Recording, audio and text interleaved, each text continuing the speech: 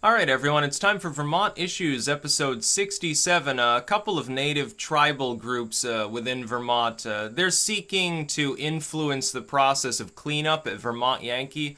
On the one hand, I can kind of side with them here. From the perspective that Vermont Yankee had problems for years and years. We were decommissioning it for a reason. Everyone was alarmist at the time. They're like, where will we get our power? And they have to get a bunch from Hydro-Quebec, and then we've got like solar and wind works going up in the state to make up some of the difference, thinking about buying it elsewhere, and it is a little bit problematic. You know, we only had this one single reactor nuclear plant, but it was leaking tritium. It had old wooden structures inside of it that at times were badly degraded, not necessarily the safest thing that could be going on. I mean, they were handing out iodine pills to people around the plant, which I know is fairly standard. Like if you're living near a nuclear plant, you get your emergency iodine just in case of a worst case scenario. But there was environmental degradation from Vermont Yankee, specifically related to tritium leaks on several occasions, especially. Not necessarily the worst substance that can be leaking out of your plant, but I mean, it gets people alarmed.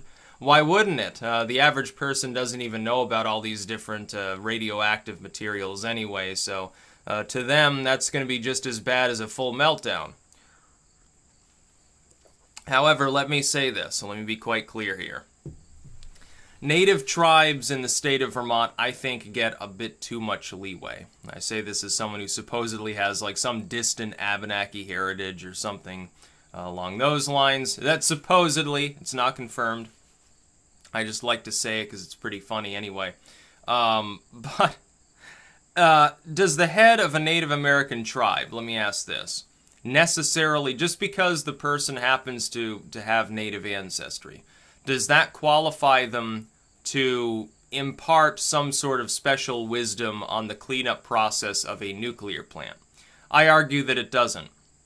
I can understand that there are tribal lands there, thereabouts, that need to be cleaned up. That should be left to people who know how to clean them up. It shouldn't be left to people who don't know anything about nuclear physics. They don't necessarily know anything about anything else that would be related to it. Well, are you a chemist? Are you a biologist, an ecologist? Do you do construction work? Have you got experience in such a process or cleaning up any other form of waste or contamination? Are you a nuclear physicist? No? Then you shouldn't have any part in the decommissioning of Vermont Yankee. You shouldn't be involved in it. The local communities, to the extent that they expect to be kept safe from any contamination, from any problems stemming from either the decommissioning itself of the plant or the cleanup thereafter, okay, maybe. If you've got tribal membership, there's a tribal region nearby, okay, have your say, but do it in the same way that any other normal citizen would have it, by being in those communities. Beyond that, there should be no influence whatsoever. It's like, I'm not going to go there and tell them, oh, well, I live in Vermont too. I want a say in how Vermont Yankee is decommissioned, how the site is cleaned up because I'm a Vermonter. I don't know anything about the cleanup process there. I wouldn't really have a clue. What the hell kind of wisdom am I going to be able to impart by taking part in that process? None. Now, do I trust state officials on this token? For the most part, actually, yeah. Vermont does a better environmental job than most states. In a lot of states, you never would have decommissioned the plant to begin with. We would have kept, just telling them, oh, well, the people of the state are kind of concerned, and so we're going to fiddle around with the contract a little. But yeah, you can keep producing nuclear power. And the plant never had a catastrophic meltdown or anything like that, but it was a point at which the plant was aging quite clearly. It had problems. It also had fiscal problems. There was no reason for them. Eventually, they were the ones that didn't want to renew. Vermont Yankee, the people that were running it, were the ones that said, oh, yeah, well, we're not making any money on this venture, so fuck it. We're just going to leave and we'll decommission the plant at great expense.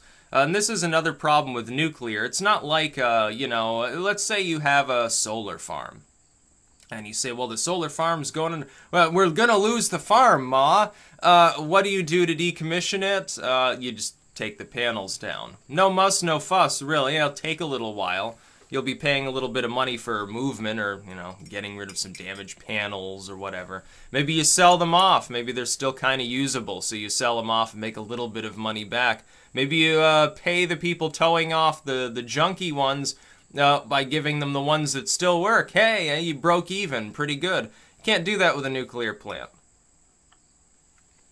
And like I said, it already had problems. I think they just shrunk the sort of area that people couldn't enter around Vermont Yankee. Of course, it's not operative right now.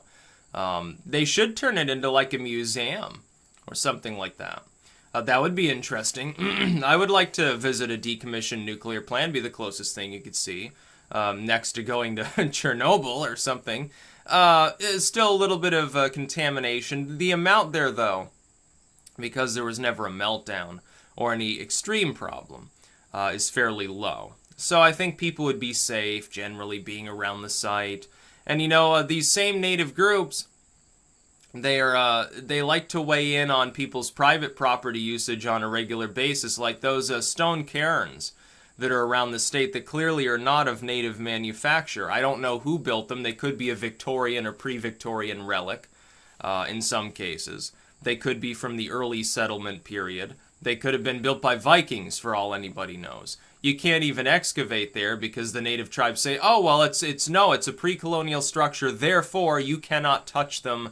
They must remain as is. We're going to tell you what you can do around them. You can't develop anything around them. You can't dig around them. You can't study them without our permission. You can't do jack shit, basically. And some of these are on private property, literal private property. Property owners can't do anything about it.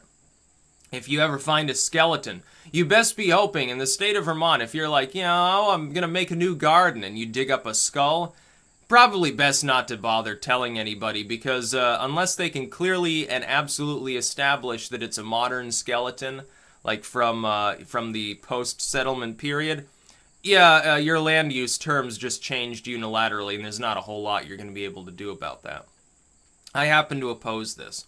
I don't think that people, by having tribal membership, should be able to stand in the way of science, the study of forensic remains, the study of archaeological sites, and things of that nature, by simply claiming, oh, well, it's sacred because it has something to do with our past. Well, if you can't study the remains, you can't establish that it's even part of your past.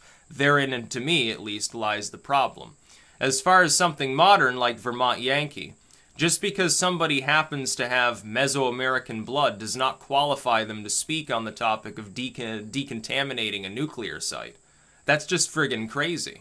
It doesn't. It's no different. It's almost like a little bit of the noble savage mythology or something when you come to think about it, because you're assuming, well, this person has like tribal membership, therefore they're wiser than some randomly selected other person who doesn't.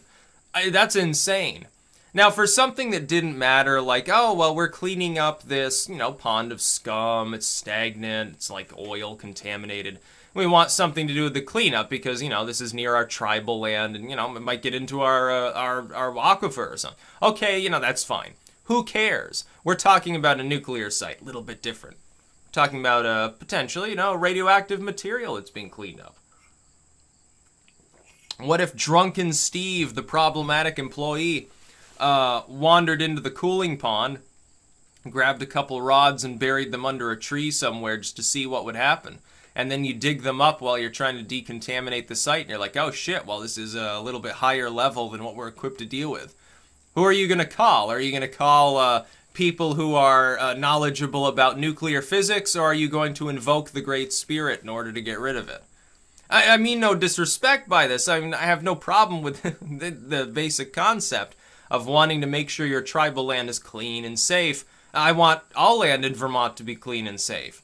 But come on, there's a qualification involved when you're dealing with a nuclear plant that doesn't really apply in most situations of contamination. By Vermont standards, by the way, we got like a lot of cleanup sites. By other state standards, you try going to any big city in this country, or many states within this country, and the sort of trash and obvious signs of contamination that you will see are an order of magnitude worse than like the so-called most blighted sites in this whole friggin' state, including Vermont Yankee or anywhere else. I'd rather go dig around in the soils around Vermont Yankee and start scarfing down chunks of bark and irradiating myself a little bit. I'd rather do that than go to a lot of places in this country and just simply exist. You live in some cities, it's like smoking a pack a day. Go to Fresno, Los Angeles, some of these California cities especially. It's so heavily polluted you wouldn't believe it. Meanwhile, here we've got the squeaky clean air and you can actually drink out of most of the streams and rivers. And people are complaining about this sort of contamination. So it's not the worst thing in the world, but we need professionals to deal with a nuclear site's decommissioning.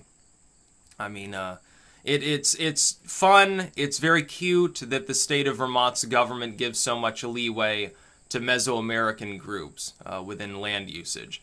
Now's not the time to bend over backwards and do so when you're dealing with Vermont Yankee. That's been a sore spot for people in this state for over a decade. It's time to just get rid of it, get it cleaned up so we don't have to think about it anymore, and do it as quickly and safely as possible.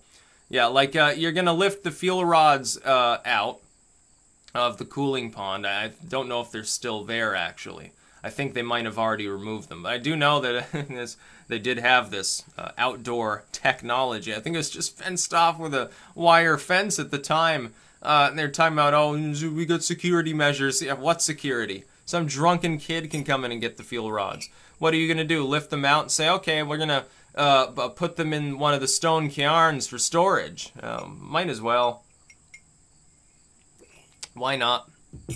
Our state government is dysfunctional enough anyway. They would probably make such a dumb decision. That's about all. Peace out.